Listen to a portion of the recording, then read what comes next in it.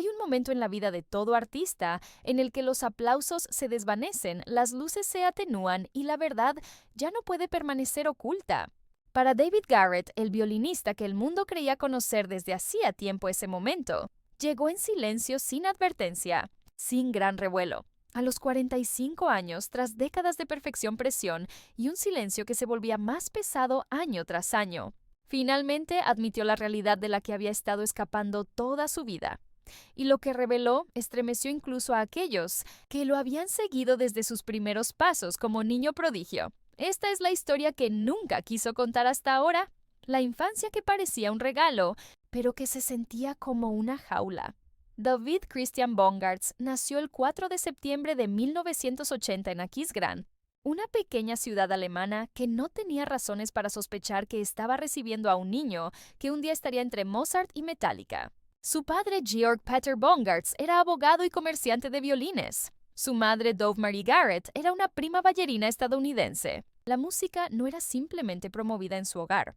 Era una obligación entretejida en el aire, que respiraba en la estructura de cada día, en el peso de cada expectativa. Mucho antes de que él comprendiera qué significaban las expectativas, el violín que más tarde definiría toda su vida ni siquiera le pertenecía originalmente. Era un regalo para su hermano mayor, pero David lo tomó en sus manos a los 4 años y tocó para sorpresa de todos con un instinto que a los adultos les lleva años perseguir. Un año después, ganó su primer premio en Juventudes Musicales. A los 7 daba conciertos públicos semanales. A los 10 se presentó ante la Orquesta Filarmónica de Hamburgo como si hubiera nacido para escenarios que podían devorar a músicos experimentados. A los 11 le confiaron un Stradivarius, un instrumento más valioso que cualquier cosa que sus amigos de la infancia pudieran imaginar. A los 13 se convirtió en el artista más joven en recibir un contrato exclusivo con Deutsche Grammophon. Leyendas del violín como Zakhar Bron, Ida Haendel, Sashko Gavrilov y Yehudi Menuhin lo llamaron extraordinario, incluso el más grande de su generación. Pero detrás de cada elogio se escondía un precio que solo él debía pagar. 8 horas de práctica al día todos los días no eran una recomendación, era ley.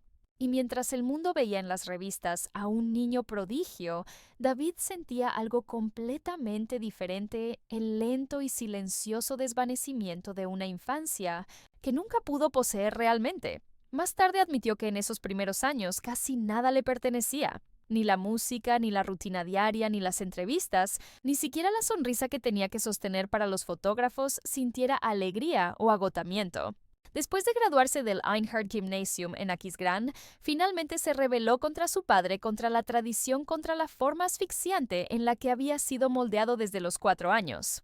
Dejó el Royal College of Music en Londres y se mudó a Nueva York a los 19. Legalmente adulto, emocionalmente desprevenido, financieramente inestable, pero desesperado por algo que nunca le habían ofrecido control. Era la primera vez que David Garrett elegía su propia vida y tuvo un precio que nunca esperó. Nueva York, libertad, pobreza y el colapso tras puertas cerradas. Cuando David Garrett llegó a Nueva York a los 19, llevaba consigo 2 violines, una maleta y un tipo de optimismo que solo puede entender alguien que escapa de una vida llena de presión.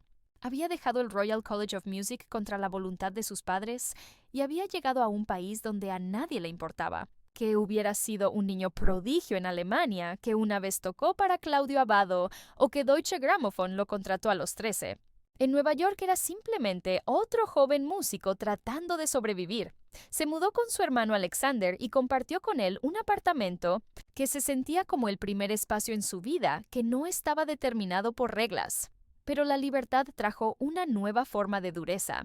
Por primera vez no había red de seguridad, ninguna estructura cuidadosamente planificada alrededor de su talento, ningún apoyo financiero. David ingresó a la Juilliard School y estudió con uno de los más grandes violinistas vivos, Itzhak Perlman. Debería haber sido el capítulo más feliz de su vida. En cambio, lo quebró antes de reconstruirlo. David no tenía dinero absolutamente nada. Para pagar matrícula, alquiler, comida y reparaciones de su violín, tomó cualquier trabajo que pudiera encontrar. Limpiaba de noche en una biblioteca. Trabajó como conserje. Trabajó como bartender. Aceptó trabajos de modelaje porque pagaban mejor que cualquier otra cosa disponible para un músico en apuros. Las sesiones fotográficas glamurosas que después aparecieron en revistas de farándula no fueron vanidad, fueron estrategia de supervivencia. Más de una vez saltó comidas para que su violín pudiera ser reparado. Más de una vez practicó en pasillos porque no podía pagar una sala de ensayo. Y más de una vez admitió que después de turnos tarde se sentaba en la oscuridad preguntándose si había sido un error dejar Alemania y el éxito que alguna vez dio por sentado. Pero la verdad era que Nueva York lo salvó no porque la ciudad fuera amable, sino porque era implacable. Lo redujo a lo esencial, al núcleo de quien realmente era. Alguien que quería la música no como obligación, sino como elección. En 2003, después de años de privaciones y disciplina incansable, ganó el prestigioso concurso de composición de la Juilliard School con una fuga al estilo de Johann Sebastian Bach. Fue la primera vez en años que se encontró completamente en una obra, no orquestada por otros, no por sentido del deber, no como parte de una infancia que nunca eligió. Después de graduarse en 2004, David enfrentó una encrucijada que lo aterrorizaba. Podía regresar a la música clásica como el niño prodigio, interpretando conciertos estándar en grandes salas cumpliendo las expectativas que otros habían construido para él. O podía arriesgarse con algo que nadie esperaba. Eligió lo segundo. En 2007 lanzó su álbum debut de crossover virtuoso, fusionando música clásica con versiones de rock de bandas como Queen y Metallica. Fue arriesgado, poco ortodoxo y enormemente exitoso. De repente David no era solo un genio clásico entrenado en conservatorios. Era una estrella mundial que llenaba estadios con millones de álbumes vendidos y seguidores en todos los continentes. Pero con cada nivel de fama venía una presión familiar, solo que ahora multiplicada por la exposición global, las exigencias del éxito, la vida que construyó y el precio que pagó. Para 2009, David Garrett ya no era solo un músico, era un fenómeno cultural. Su álbum Música lideró las listas alemanas y le valió certificación de triple platino. Sus giras vendían entradas en minutos. Su rostro estaba en todas partes, vallas publicitarias, portadas de revistas en el perfil público de quien cualquier marca querría representar. Era el rockstar del violín, el intérprete que hacía que los abuelos y adolescentes aplaudieran de pie en el mismo concierto. Pero lo que el público veía no era la historia completa. Tras bambalinas, David vivía en constante movimiento, perpetuamente agotado, completamente consumido por las mismas expectativas de las que había intentado escapar. Su agenda no era humana. Actuaba hasta 250 conciertos al año, a veces más. Actuaciones con respaldo, ceremonias de premios, apariciones promocionales, entrevistas en medios internacionales, todo empacado sin margen para error y casi sin tiempo para descansar.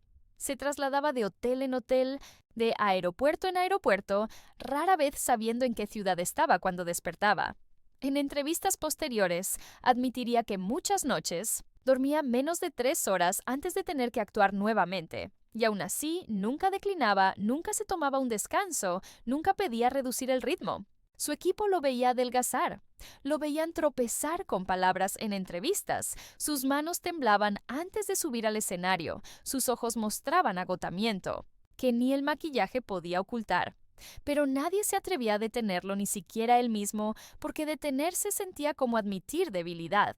Y admitir debilidad significaba fracasar. En esos años también enfrentó lesiones. Su hombro comenzó a fallar por años de tocar sin descanso adecuado. Las cirugías requerían recuperación, pero él solo se tomaba semanas cuando los médicos recomendaban meses.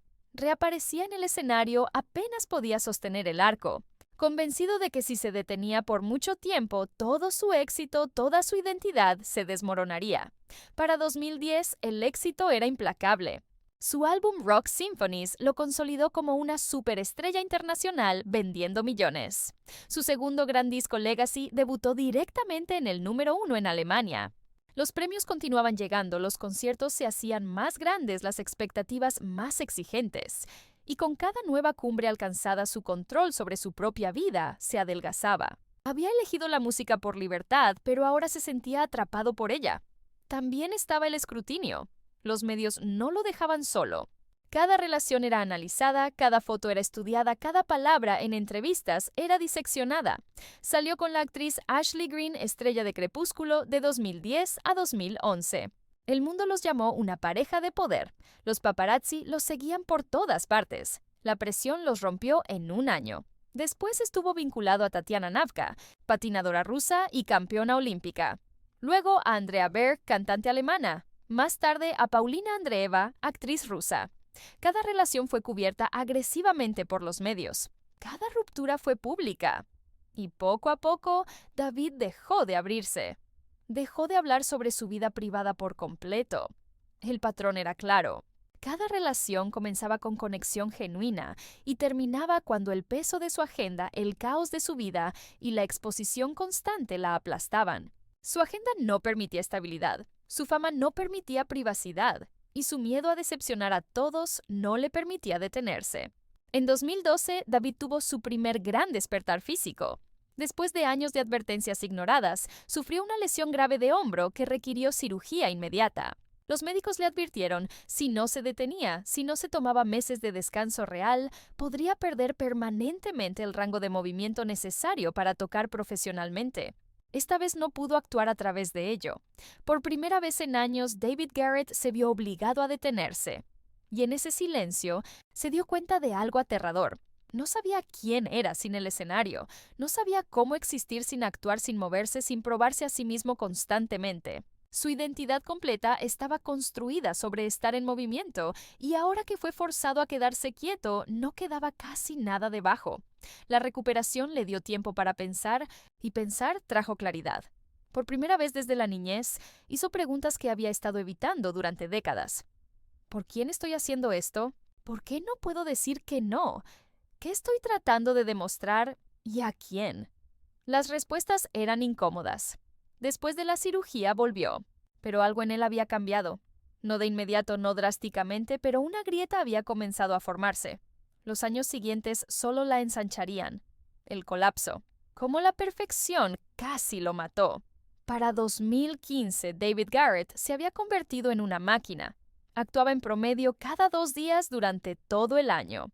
Su gira mundial atravesó Europa, Asia, América, con apenas días libres intercalados. Sus álbumes Rock Jim Ming y Explosive seguían liderando listas y ganando certificaciones de platino. Desde afuera lucía imparable en la cima de su carrera, con un éxito que la mayoría de artistas solo podría soñar. Pero internamente estaba vacío. No había alegría. No había emoción. Solo agotamiento crónico disfrazado de productividad.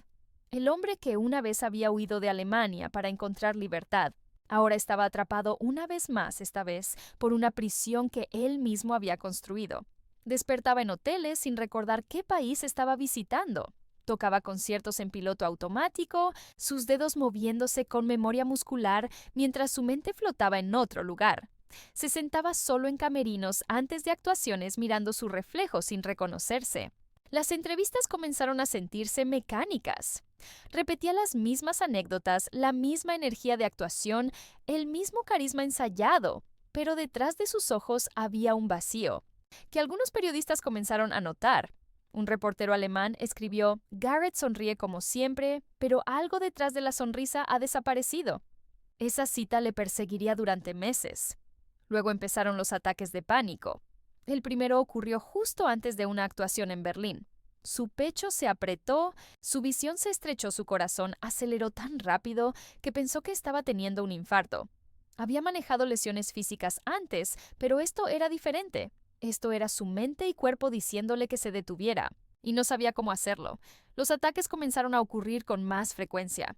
Backstage, en hoteles, a veces incluso en escenarios durante actuaciones. Aprendió a ocultarlos, a respirar profundo, a apretar los puños, forzarse a continuar, pero cada uno lo dejaba un poco más quebrado que el anterior. En 2016 lanzó su documental Explosivo. Era una mirada íntima tras bambalinas de su vida de gira, mostrando el glamour, la emoción y el trabajo duro del camino. Pero lo que no mostraba era el hombre fuera de cámara, el que apenas podía dormir, que tomaba analgésicos como caramelos por lesiones crónicas, que había dejado de responder mensajes de amigos, porque ya no tenía energía emocional para nadie. Para 2017 era claro para quienes estaban cerca que algo tenía que ceder. Pero David no podía detenerse. Si se detenía, ¿quién sería? Si no estaba actuando, ¿importaba? Si no estaba siendo perfecto, ¿seguía siendo suficiente? Esas preguntas lo aterrorizaban más que cualquier concierto. Y entonces ocurrió. el momento del que nunca habló públicamente hasta años después. Durante una actuación privada en 2017, sufrió un colapso completo, no físico-emocional. Justo antes de salir al escenario, algo en él simplemente se rompió.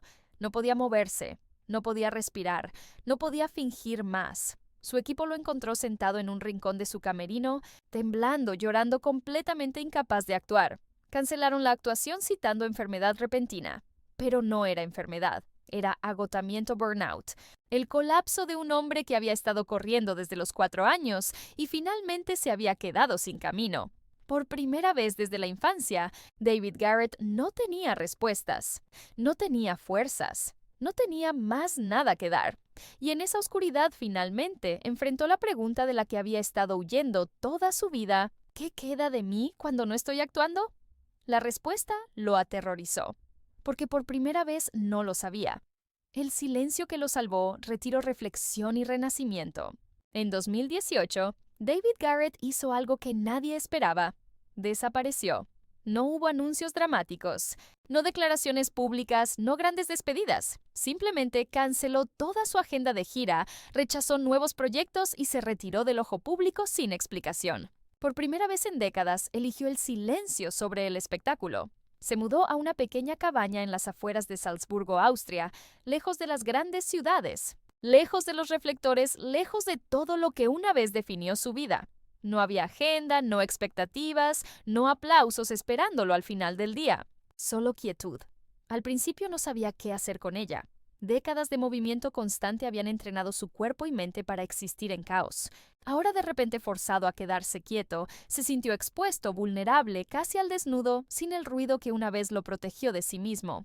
Comenzó lentamente: caminatas matutinas, cocina simple, leer libros que no estaban relacionados con música, sentarse con café sin revisar correos. Vivía tranquilamente, compraba en la panadería local, daba largos paseos en mañanas neblinosas, observaba el cambio de las estaciones, como si su sanación dependiera de ello. En un momento sin vigilancia, confesó a un amigo cercano: «Esta es la primera vez en mi vida que tengo que sentarme solo conmigo mismo y me aterra». Y sin embargo, algo inesperado comenzó a cambiar. Encontró consuelo en la comunidad local, en una ciudad donde a nadie le importaban giras mundiales o discos de platino, donde era simplemente otra persona en la fila del supermercado, donde nadie le pedía tocar, impresionar o probar nada. En Salzburgo también conoció a Teresa Huber, una profesora de 34 años de literatura e historia viuda que criaba sola a su pequeño hijo. No tenía ningún interés en la fama o la atención pública. No pidió pases backstage. No le pidió que tocara para ella. Simplemente habló con él, no con la superestrella global, sino con el hombre tranquilo que estaba sentado frente a ella en el café. Su conexión no fue ni rápida ni apasionada. Fue lenta, cautelosa y fundada en algo que David nunca había experimentado antes: normalidad. Por primera vez en su vida adulta, no actuaba para nadie. Simplemente vivía tranquilamente en privado y sin expectativas. Todavía no lo sabía, pero este capítulo silencioso se convertiría en el fundamento del músico, que más tarde sería un hombre formado no por la fama, sino por el silencio.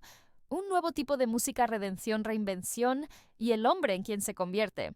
Cuando el mundo finalmente volvió a ver a David Garrett, ya no era el mismo hombre que había desaparecido años antes.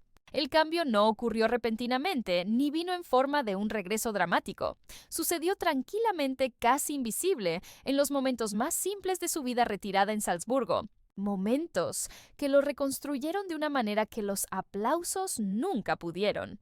Teresa se convirtió en un ancla inesperada en esta fase frágil. No intentó repararlo ni analizarlo. Simplemente estuvo ahí con una presencia silenciosa, conversaciones tranquilas y un temperamento sereno. Su pequeño hijo no lo idolatraba como una estrella, sino como el hombre que lo ayudaba a construir dinosaurios con piezas de juguete o a rasguear las cuerdas vacías de un violín. David dijo una vez a un amigo: «Este niño me trata como un ser humano». No sabía cuánto necesitaba eso.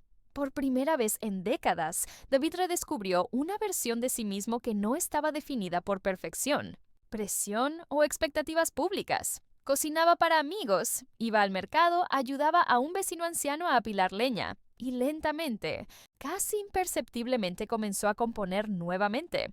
No para un sello, no para una audiencia, sino para sí mismo. En este tiempo tranquilo, trabajó en lo que conocedores llamaron entre líneas una colección privada de piezas inspiradas en poemas que Teresa le había leído. Estas composiciones eran frágiles, íntimas y completamente diferentes del explosivo estilo crossover que lo hizo famoso. No nacieron de la ambición, sino de la sanación. Cuando finalmente actuó nuevamente, no fue en enormes arenas. Eligió pequeñas salas de conciertos europeas, lugares donde el público podía escuchar cada respiración entre las notas. En su programa estaban Traumerei de Schumann, sus propias composiciones de Salzburgo y una nueva pieza delicada que, según rumores, fue escrita para Teresa. Cada nota sonaba más cálida, menos protegida. Los críticos notaron de inmediato que su música ahora llevaba el peso de un hombre, que finalmente se ha encontrado a sí mismo. También tras bambalinas había cambiado. No más exigencias de estrella, no más muros entre él y la gente, que trabajaba con él. Ayudaba a montar el escenario. Cocinaba espagueti simple para el equipo y por las noches volvía a su pequeña cabaña, en lugar de hoteles de lujo. Profesionalmente avanzó con nueva claridad. Su álbum Millennium Symphony de 2024 fusionó pop rock, rhythm and blues y arreglos orquestales. Su gira mundial 2025 lo llevó por Asia, Europa y América. Esta vez, sin embargo, con mejor equilibrio y consideración por su salud. En 2024 también hizo su debut como director en el Festival Interlaken Classics. Otro capítulo, nacido del coraje, no de la presión. Privadamente permaneció en una relación a largo plazo con la mujer que conscientemente se mantuvo alejada de los reflectores. Mantenían una relación parcialmente a distancia que funcionaba sorprendentemente bien. Todavía se siente fresco, dijo una vez. Admitió abiertamente que actualmente no planea tener hijos. Su vida de gira sería injusta para un niño, pero por primera vez sonaba completamente en paz con esa decisión. Hoy, con 45, David Garrett ya no es el niño empujado a la grandeza, ni la superestrella mundial que se quebró bajo las expectativas. Es un hombre que se reconstruyó a partir del silencio, la soledad, el dolor y el coraje de enfrentar su propia verdad. Su música refleja esta transformación. Menos velocidad brillante, más profundidad emocional. Menos impresionar, más expresar. Menos sobrevivir, más vivir. No sorprendió al mundo con un escándalo, sino con honestidad, admitiendo que estaba cansado de la perfección del ruido, de tener que parecer invulnerable. Su admisión marcó el comienzo de una nueva vida y un nuevo tipo de arte basado en humanidad, no en mito.